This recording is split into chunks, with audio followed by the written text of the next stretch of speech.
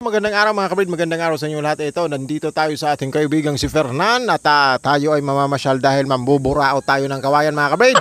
So tara na, buladasin na natin at biro-biro na natin ang kaibigan nating si Fernan para bigyan tayo ng kawayan mamaya mga kabrid. So tara, pero bago ang lahat mga kabrid, mag-intro muna tayo.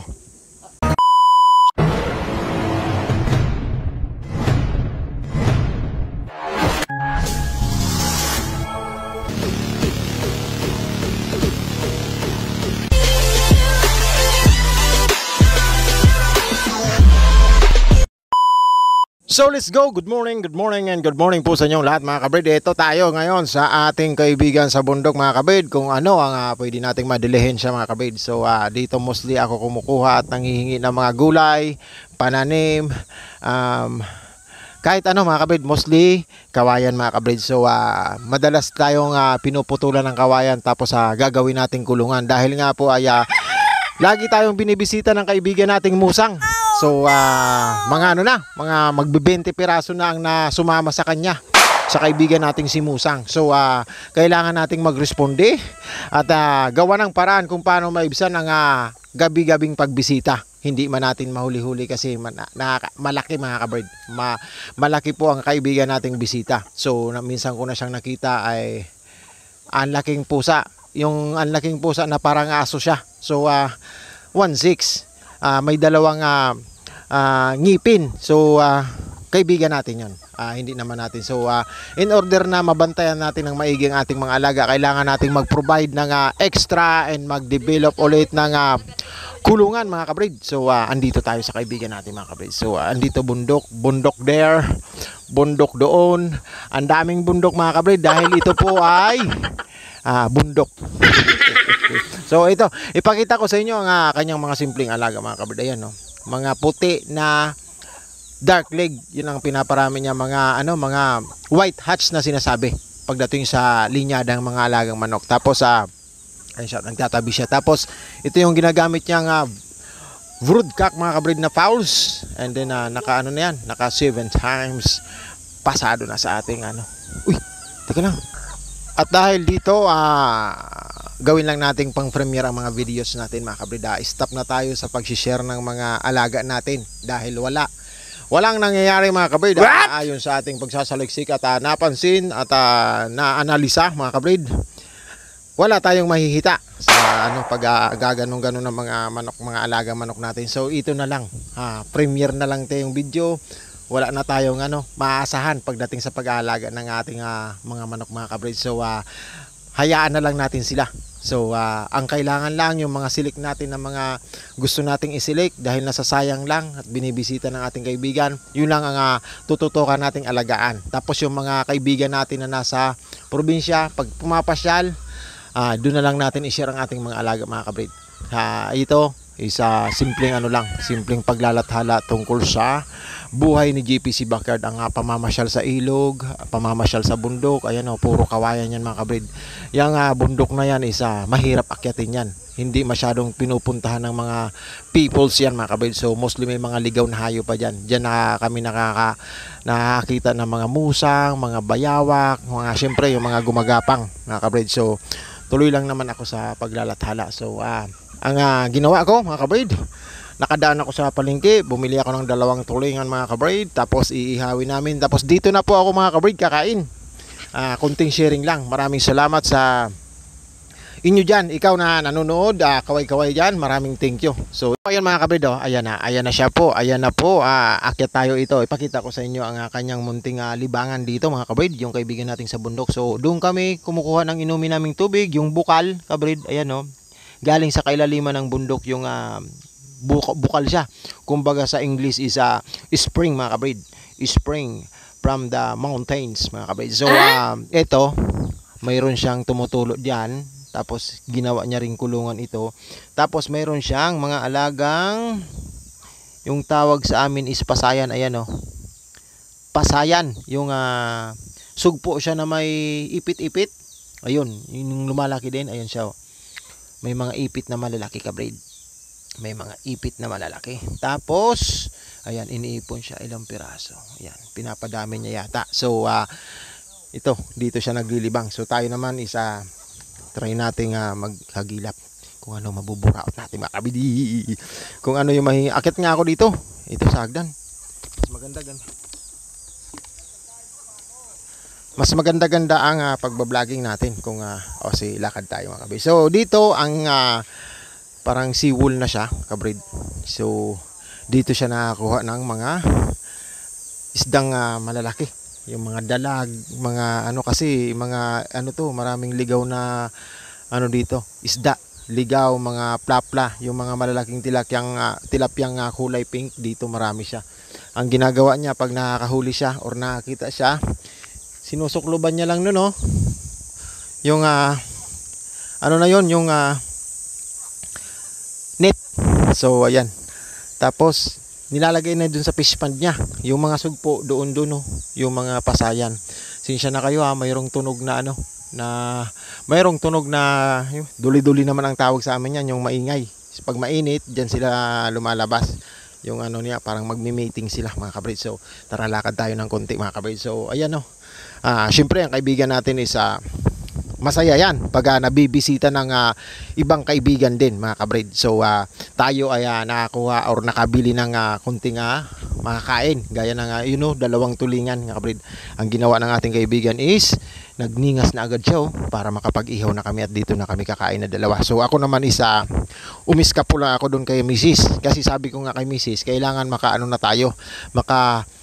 pa-reserve na tayo ng mga pwedeng itanim mga kabrid. Magtatanim kasi kami ng mga gulay-gulay din dun sa amin. At ako'y napapagod na mga kabrid sa kakapunta-punta dito. So mostly ang namin mamaya is yung mga gabi.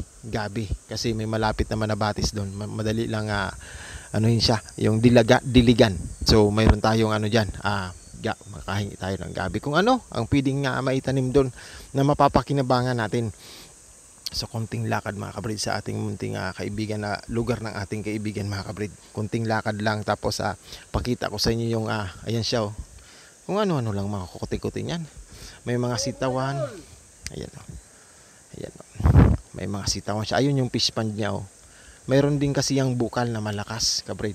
Kaya ginawa niya na lang din na fish pond. Maraming nakatirang na ilalagay niya dyan na plapla kabrid. So ayan siya. May mga isdang tilapia dyan. Tapos tinaniman niya ng mga kangkong. Ayan kangkungan. Hindi lang niya kayang i-maintain talaga. Ito mga sitawan. Tapos doon kami napakadami ng kakao dyan. Naalala niyo sa mga last video ko noon, pag mga ganitong video mga kabrid, ang mga kakao apakadami. So kahit ngayon siguro, kasi hindi naman tumitigil sa pamumunga yan So sa dami nila mga kabrid, lagi kaming may nakakuha pampasalubong ko kay Mrs. Nakapag-ipon na nga kami ng napakadaming buto doon sa bahay. Kailangan nang ipagiling yun. So ayan kunting sharing lang din tayo sa munti nating kaibigan na lugar. Ayan bundok here, bundok there, and bundok everywhere mga kabrid. So kawayan, targetin natin ang kawayan kasi kailangan natin makagawa na naman ng extra para sa mga umuusbong at palaki nating mga sisiw. So kung lang, silik and then kaling, silik and then malapit na tayo mag-birthday, ubusin natin yan sila mga kabrid. Lahat sila siguro. So bahala na. Wala na tayong interest sa mga na yan. Ganito na lang ang maggagawa natin. Magpapalit tayo ng sistema. Baka nga magkalapate na lang ulit tayo mga kabrid. So ayan kabrid. So ayan mayroon siyang kunting solar para diyan siya nagcha-charge ng cellphone niya, kabrid. Kunting solar, may solar siya. Tapos yan kunting Maraming salamat sa patuloy na sumasabay diyan, yung mga kaibigan natin na nanonood ngayon. Ikaw yan, kaway ka diyan mga kabrid. Tapos sana po ay makita at mabalikan kayo ng tama, ng naaayon sa kakayanan na namin. So kung kulang man ang may gaganti naming panunukli sa inyo, pagpasensyahan nyo na. May something lang, hindi naman lahat ng lugar nakatutok tayo. So bahala na ang nasa taas kung paano natin kayo mababalikan. Minsan sobra, minsan kulang, minsan sapat, and kung lang ang lang ang maibigay namin. So salamat pala mga kaibigan natin dyan. So mga ka-premier natin dyan, mga solid, tara baba tayo. Tingnan natin yung inihaw natin na Tapos ang ginawa ko, bumili ako ng tulingan, mag-ihaw-ihaw. Tapos yun na lang din kami kakain. Ididit lang sa tuyo yan. Tapos kung na lang ang pwede. kabrid. So may mga alaga siyang aso. Ayan, dito tayo sa maingay, yung duli-duli. So ayan oh, mga white hats ang pinaparami ng ating kaibigan. White hats na linyada ng mga manok. Yung mga puti na dark-legged, yun ang gusto niyang paramihin. Tapos ito yung ginagamit niyang broodcock na 7 times passer, mga kabrid. So bulik siya. Bulik, ano na siya, inaalagaan na lang din niya. So tara, pakita ko sa inyo yung ginagawa ng ating kaibigan na pagniningas. Ayan o, diyan kami mag-iihaw, kabrid. Diyan kami mag-iihaw. Dala namin ang tulingan na 2 piraso, mga kabrid. Dito kami magpapalipas ng oras mamaya, kabrid. So tara, 3 minutes more and then tuloy lang, mga kabrid, sa paglalathala. Konting tiis na lang, mga kabrid, at mabubuo ko na rin itong isang video natin. So doon tayo, baka madulas tayo. Madalas nadudulas pag nagbablog dahil nakatutok tayo sa cellphone natin So dahan-dahan tayo.